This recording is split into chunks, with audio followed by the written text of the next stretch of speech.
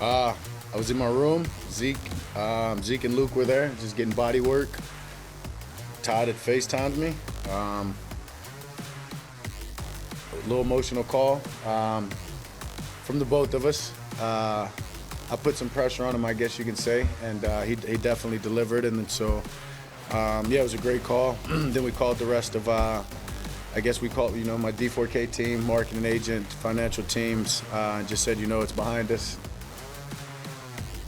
Dak Prescott cashing in on a hell of a big payday just 3 hours before kickoff on Sunday between the Cowboys and the Browns. $240 million over 4 years. He's now the richest man in NFL history. The Cowboys locking up their quarterback and locking up the dogs in the dog pound. And we've got you covered right here on Cowboys Flashback for it all. The Cowboys dominating the Cleveland Browns on the road 33-17. And of course, like I mentioned, we've got a lot of things to talk about. There were so many concerns heading into Sunday. How could Mike Zimmer's defense come together?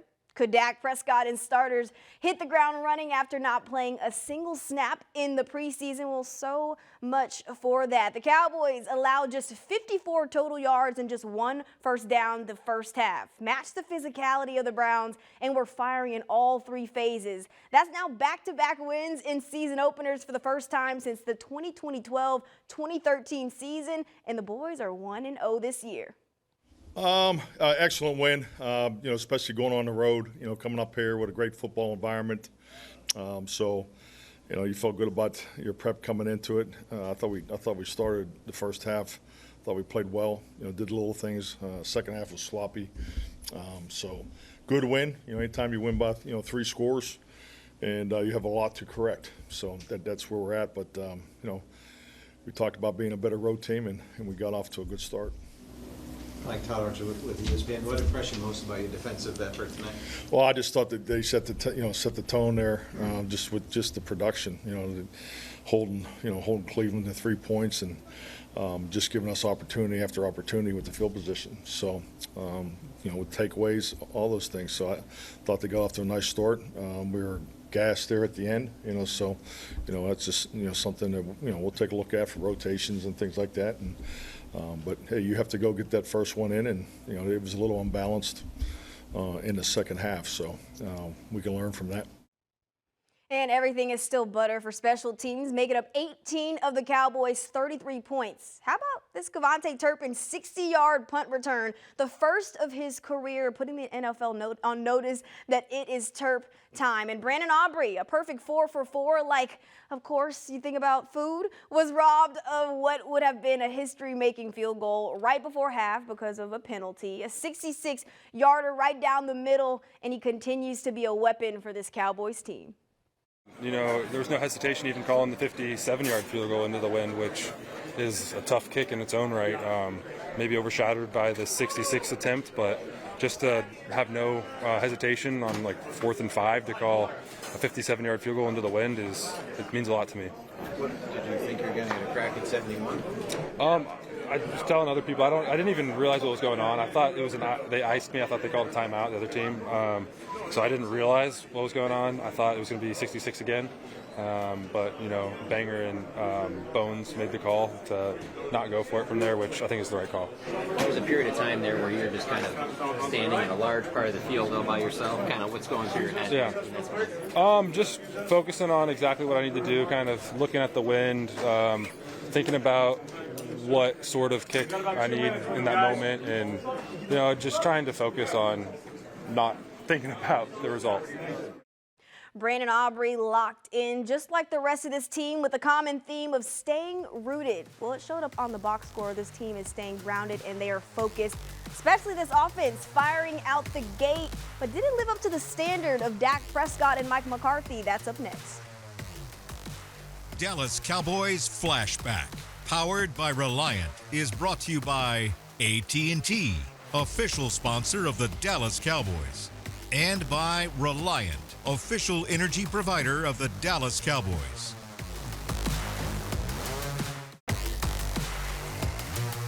This segment is brought to you by AT&T, official sponsor of the Dallas Cowboys.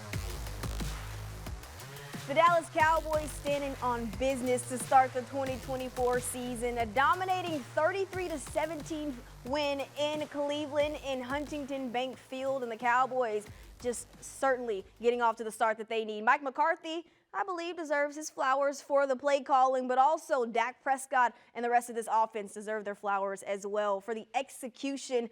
And the first drive, a 3 and out, but they say, listen, no problem, we got this covered. The Cowboys drive down the field on the second drive, and it's capped off by a Brandon Cooks touchdown. Prescott getting 9 guys involved in the passing game, finishing 19 of 32 for 179 yards and a touchdown. Get this, no interceptions. Not so bad for the first day in the office, but not the standard this team believes they can reach. Just sloppy second half, really. We just didn't get going in the second half. Obviously, first half we did pretty well. Took a sack early, but other than that, we moved the ball and we got opportunities, and then we just couldn't convert in third down, and that's something that we've been great at, something I take a lot of pride in, converting on third downs, and had a couple 3 and outs in the second half that made that team think they had a chance to come back in this game and put a little pressure on our defense. But as I credit them to begin with, they played a hell of a game and withstood it all. And obviously we got some field goals. When you got a kicker like that, that helps. So credit to Butter. Yeah, I can be better in a lot of ways in this game. And you said this past week that you thought that even CD would be ready, you got enough work in and all that. How do you think that your rapport was with CD? Yeah, I told you, when you've got a great player like that, they make it easy for you. That go ball, I don't know how many of those we've had in the last week, but not many. I can tell you that, not many. And missed on a few this week in practice, but to convert on that right early in the game, big momentum. Found ways to get him the ball on jet sweeps. That's just a guy that we've got to make sure we're continuing to get touches. He's electric, and he makes that easy for me and the whole him being gone. I just tell him to run fast. There was one right there in the second possession of the third quarter. Great route, great decision by him. If it doesn't get tipped at the line, I mean, he probably scores a touchdown there. So we're right there. We're close. And we all know what the Lamb-Prescott connection will look like when that chemistry is back to 100%. I mean, the 2023 numbers speak for itself, but just 2 offensive touchdowns on Sunday. The other coming from Ezekiel Elliott punching it in from 3 yards out. That put him 3rd on the all-time rushing touchdowns list behind Tony Dorsett. But can we just say hello to this run game for a little bit? Not just being able to punch it in on the goal line, but for doing the things that don't show up on the stat sheet. The protection, picking up blitzes, chipping on both sides to help give Dak more time in the pocket. Again, it's only week 1, but already a big step up from 2023. I think we ran the ball, solid today. I think, there's some things we can work on, but I think it's a good start. Jump over a man. It's like you were ready to go. Definitely ready to go. What can you say about Mike's ability to get you guys ready for this? Yeah, I mean, just when you look at the schedule he has for us and how well he takes care of our body, just the diligence and situational football. Coach McCarthy, man, he's a great coach. You see by today, just us being ready in this week 1 opener, and just excited to build on that. I feel like I always feel good. Not always, but I mean, it's week 1. It's week 1, so I mean, definitely fresh, but just gotta continue to build on that and take care of my body, and we want to be feeling good in December and January. Driving on the second quarter, you said about first and goal, and that felt good just to kind of get that behind you there. Oh, it definitely felt great. Scoring that touchdown, had a bunch of emotions. Kind of had to lay there and soak it all in, but just glad to be back.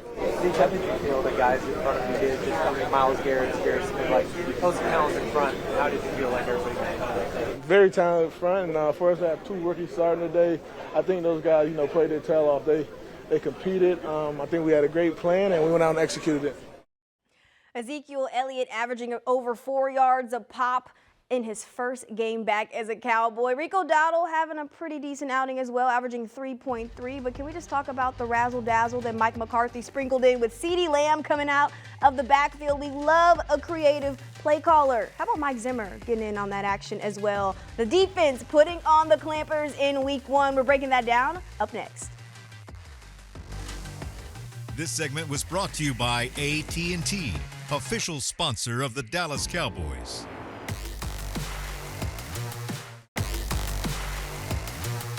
This segment is brought to you by Ashley, the official furniture store of the Dallas Cowboys. 25 pressures, 6 sacks, and 2 takeaways. That was the stat line of the day for the Dallas Cowboys' dominant defense. Mike Zimmer dialing up plays and having everyone in the right place at the right time. You had mission number 1, that was stop the run. Well, the Cowboys held the Browns to 93 yards. Second mission, contained Deshaun Watson. Well, they never really allowed him to get comfortable. Watson finished with a 51 passer rating. Then there's the third, right? The Cowboys held a wide receiver core that boasts Amari Cooper, Elijah Moore, and Jerry Jeudy to just 50 yards. Such a big showing on paper, but Micah Parsons saying this was just a tease of what this defense can do.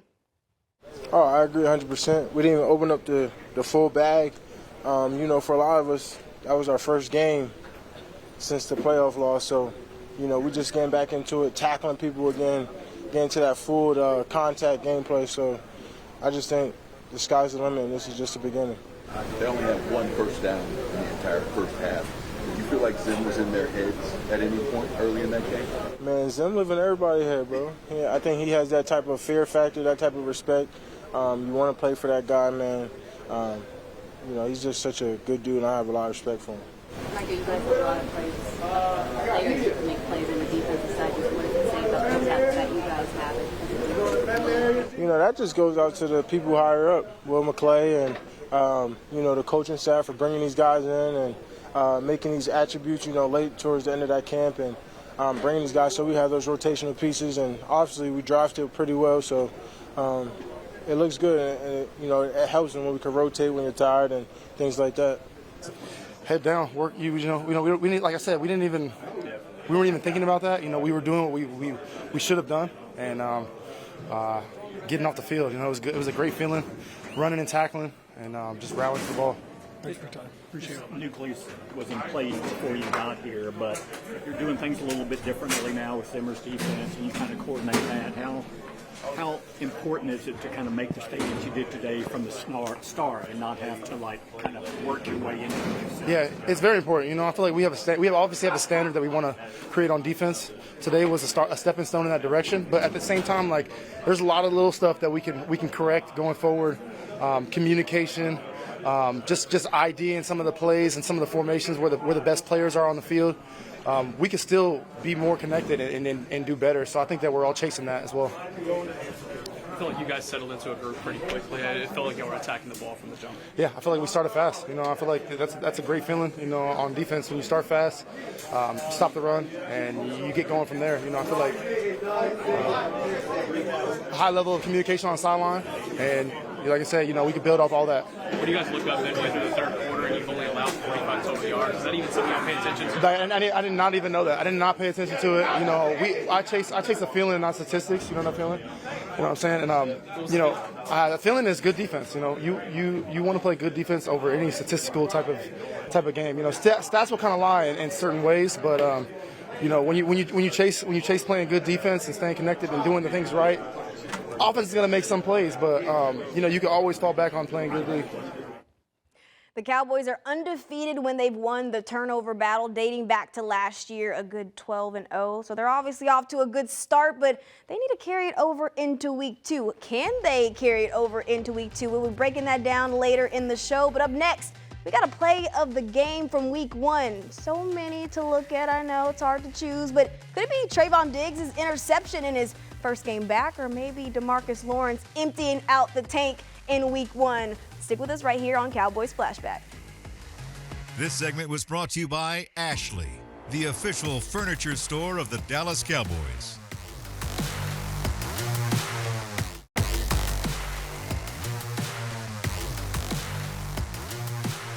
A lot of good things coming out of Cleveland for the Dallas Cowboys, especially on the defensive side of the ball. And it started with the boys up front, or should I say the real dogs up front in the trenches.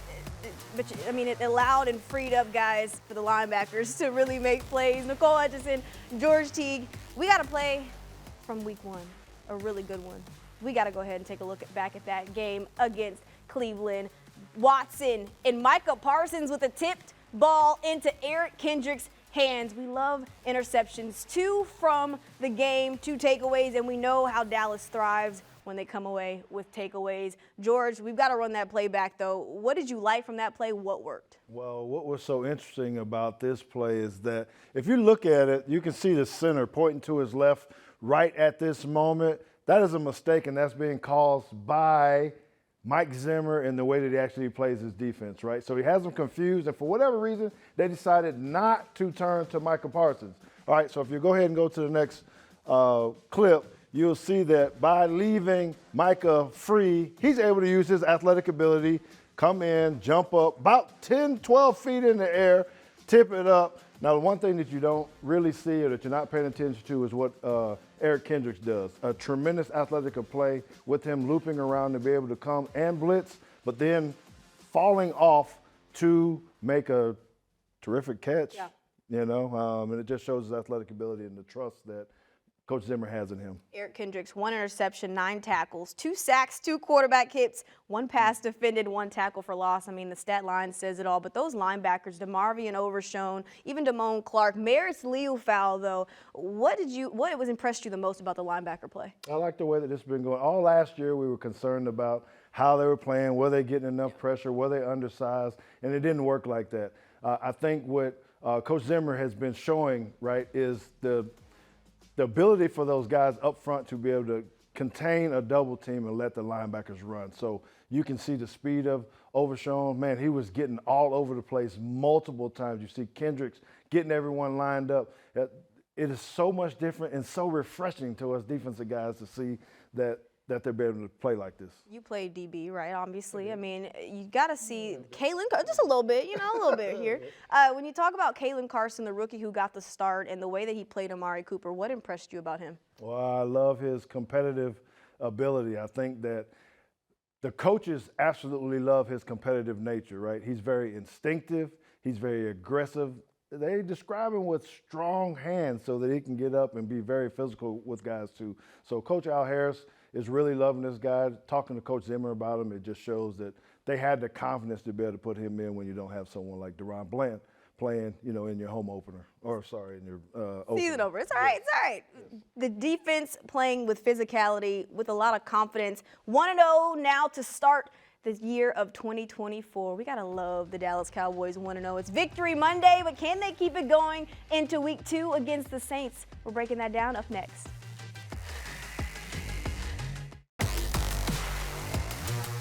Dallas Cowboys Flashback, powered by Reliant, was brought to you by AT&T, official sponsor of the Dallas Cowboys, and by Reliant, an NRG company. Yeah, I just think it's one of those things you call that trust, though. He letting the ball go, obviously, before I even see it come out of my break. And like I said, that's just the reps that we put in as a team, as a receiver group, and our quarterback. It's a blessing. What about week 1, come out, 9 guys catch balls today? Was that the plan going in? Yeah, I mean, it's usually coach talks about spreading the ball. Obviously, all the guys getting the ball. I think it's great that everybody's touching the ball because at the end of the day, you just never know where it's going to go. 2 rookies start on the offensive line. Yeah. I think they did a great job. Obviously, week 1 for all of us. We're gonna go watch the film. There's gonna be some corrections, but definitely proud of those 2 guys, Beans and Tyler.